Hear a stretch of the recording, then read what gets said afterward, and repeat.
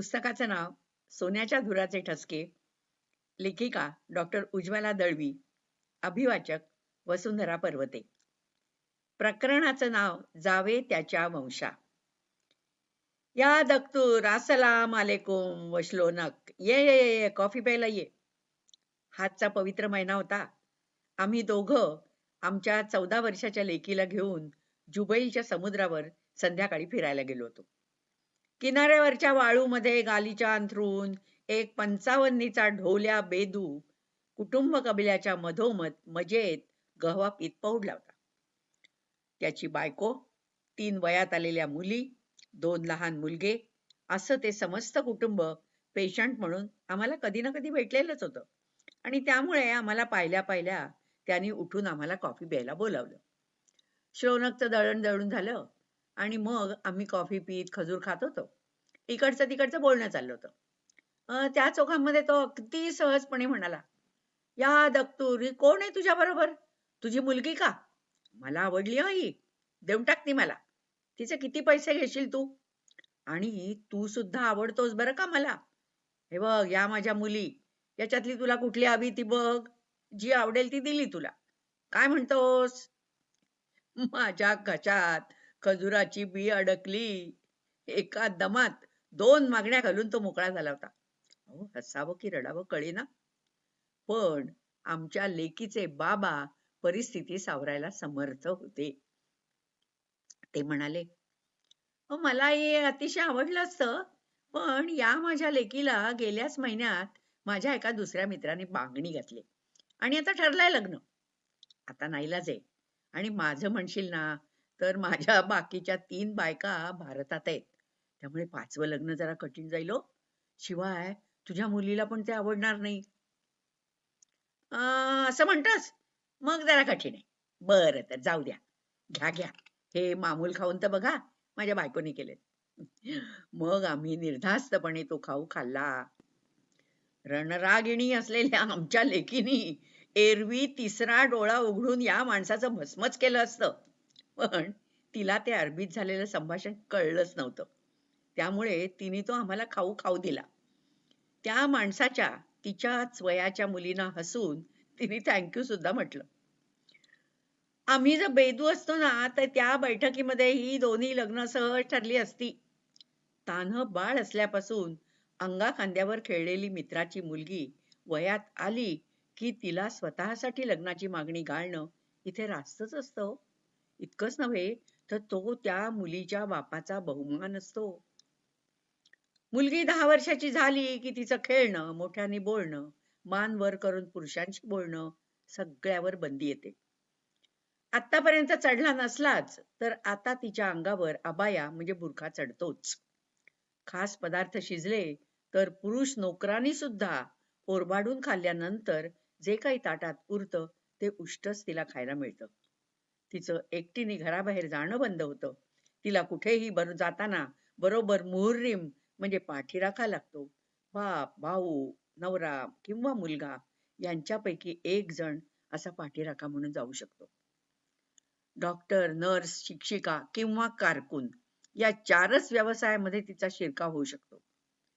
पुरुषांना काही काम सांगणं, त्यांना सल्ला देणं याचा अधिकार तिला नसतो. तिला गाडी चालवता येत नाही.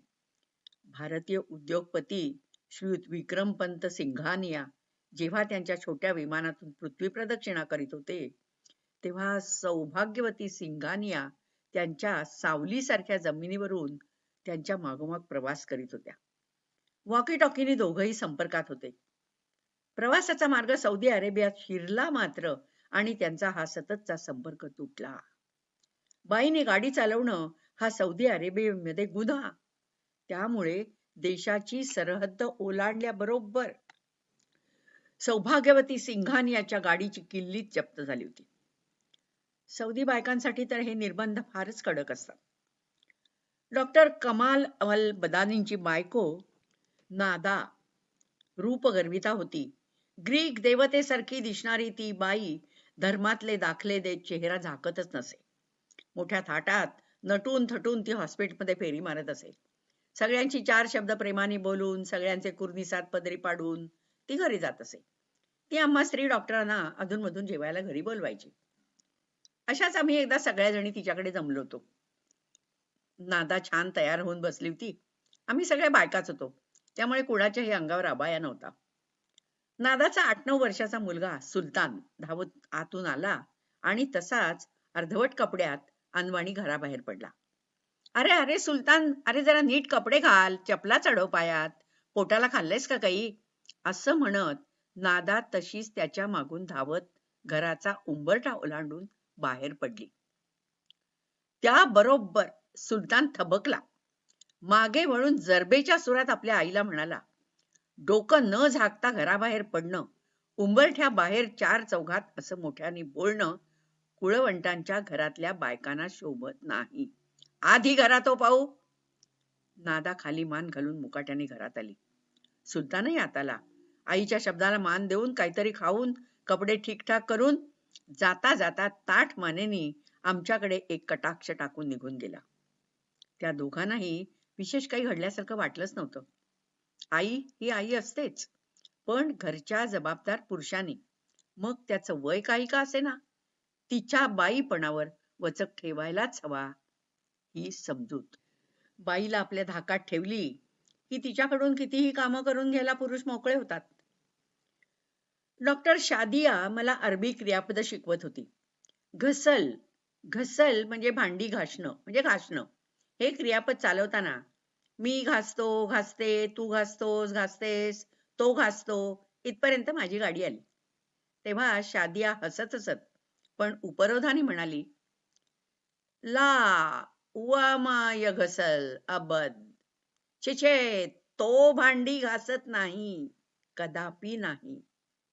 पुरुषांनी घर कामात मदत करणं अशक्यच. त्यामुळे या खदराच्या बायकांना घरी अंग मेहनतीचं चिक्कार काम पडायचं. मुलं बाळ, सततचं गर्भारपण हे तर भरीला असेच. त्यांचं मत कशातही घेतलं जात नसे. एकूण काय, त्यांना समाजामध्ये जो काही मान मिळे तो शेळीपेक्षा थोडा अधिक, पण उंटापेक्षा बराच कमी असे. खदराचं आमचं हॉस्पिटल त्यांना त्यांच्या हक्काचं माहेरच वाटे. इथे त्या आपले सगळे चोचले पुरवून घेत असत. या देशातल्या बायकांना डॉक्टर म्हणून बाईच हवी असते असा माझा सुरुवातीला समज होता. अशक्तपणासाठी आलेल्या वैष्मय्याला अंगावर पार जात होतं. मी तिला सुचवलं की डॉक्टर पुरोहित बाईकडे पाठवते तुला, त्या तपासून निदान करतील. बाईकडे पाठवू नको मला, आणि त्या छोट्या हिंदी डॉक्टराकडे तर मुळीच नको. छोट्या हिंदी म्हणताना बाईने त्या धाकट्या डॉक्टराला काकोटीला मारल्याचा आविर्भाव केला. नंतर एकदा वैष्मय्या माझ्या स्वप्नात आली, ती सुद्धा डॉक्टर मुखर्जींना कडेवर घेऊन. "मग कुठे पाठवू?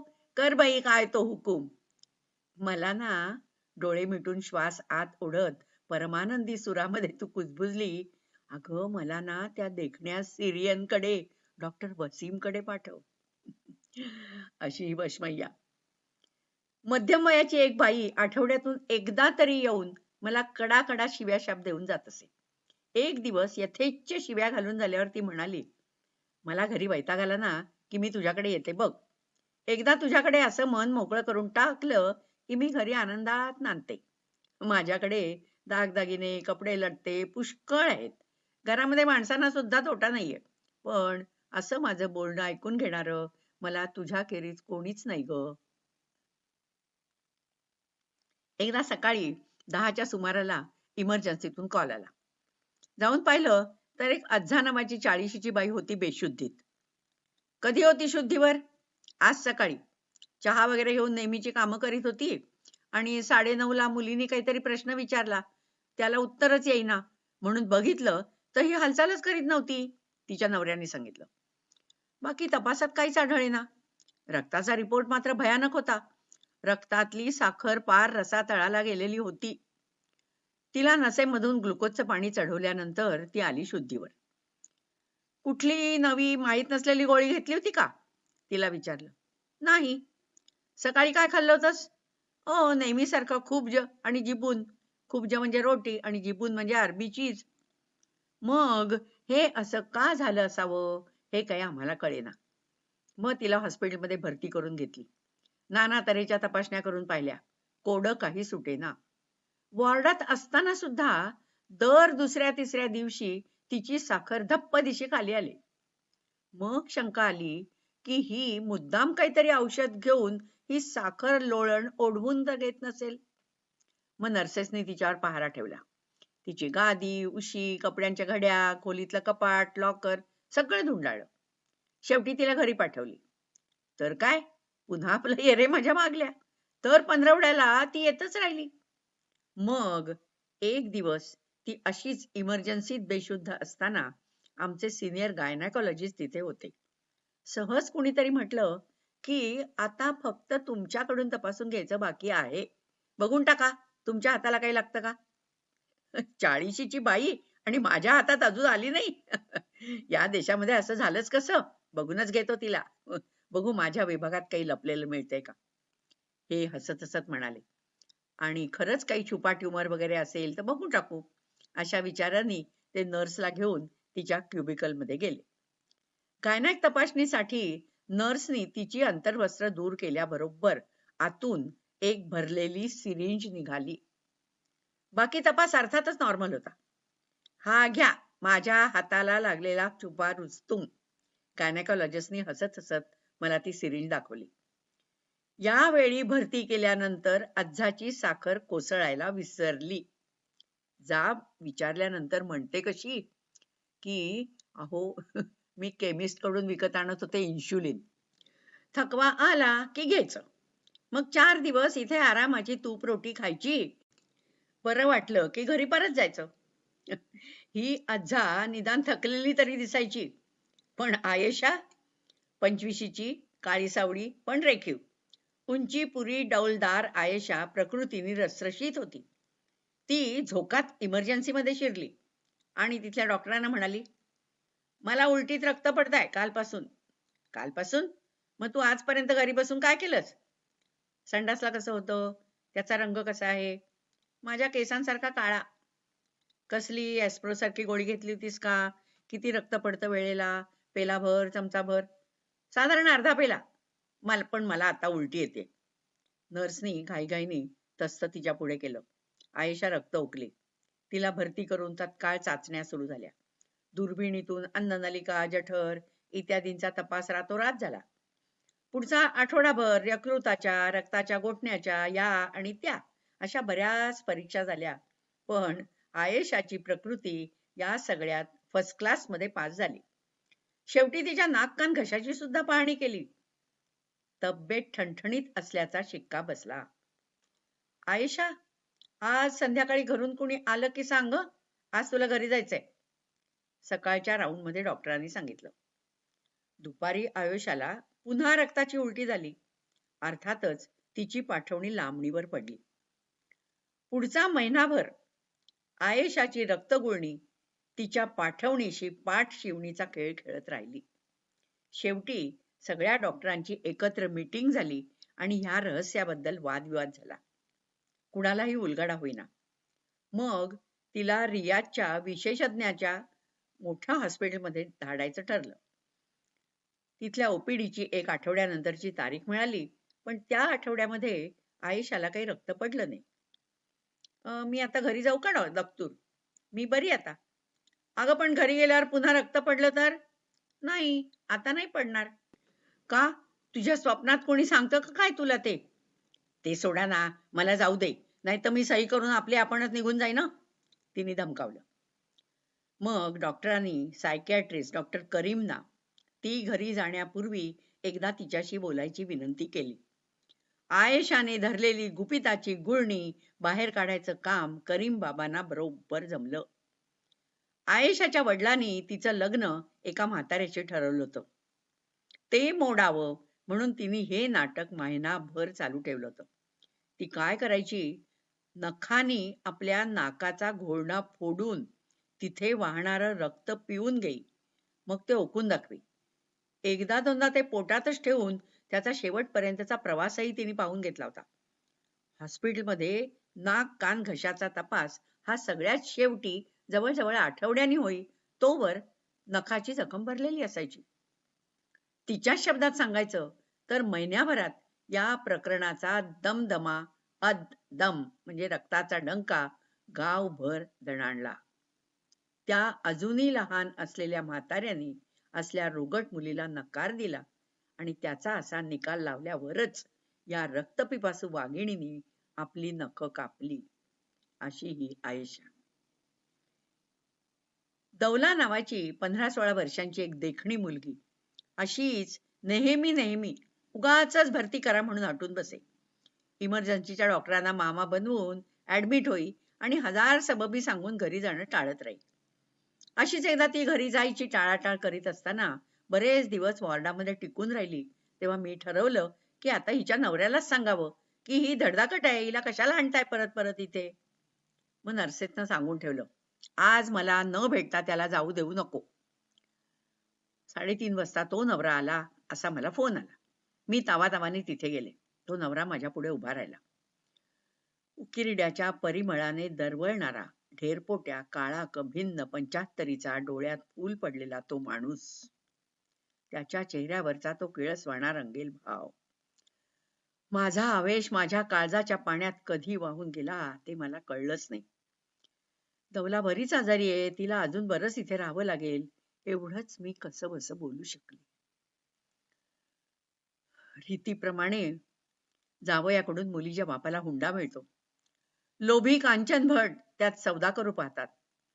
कित्येक चांगल्या मुलींची, विशेषतः सुंदर मुलींची लग्न त्यामुळे रखडतात. दुसरे काही वधूपिते पैशाचं डबोलं घेऊन अर्धवट मुली अधीर माधाऱ्यांच्या गळ्यात मारतात. भारत, जॉर्डन यासारख्या देशातली मुलगी केली की कमी हुंडा देऊन काम भागतं. एक होती वर्दा म्हणजे गुलाब. ही जॉर्डनच्या गरीब बापाची नावाला साजेल अशी गुलाबी रसरशीत कांतीची मुलगी. तिच्या म्हाताऱ्या कुरूप पण श्रीमंत सौदी नवऱ्याने तिच्या बापाला भरपूर पैसा दिला आणि तिच्याशी लग्न केलं. त्या तसल्या संसारात सुद्धा वर्दा मनोभावे रमली. 2 मुलं झाली. मग तिला थायरॉइड ग्रंथीचा आजार झाला. त्याने त्या मृगनयनीच्या डोळ्यांना दृष्ट लागली. ते थोडेसे बटबटीत दिसायला लागले. अगदी थोडेसे. तेवढ्यातच निदान झालं. उपाय लागू पडले. अजूनही ती आकर्षकच दिसत होती. आधी तिच्या रूपसंपदेत तीळही उणा नव्हता, पण ते सौंदर्य पहिल्यापेक्षा नक्कीच कमी झालं होतं. आता तिचे डोळे पूर्ववत होणार नाहीत हे कळल्यानंतर तिचा तो अष्टावक्र थेरडा नवरा तिच्या तोंडावरच फुत्कारला. एवढा पैसा ओतला मी हिच्याशी लग्न करायला आणि आता ही अशी घाणेरडी दिसायला लागली. माझा सगळा पैसा फुकट गेला. तो काय हिचा भिकारडा बाप भरून देणार आहे?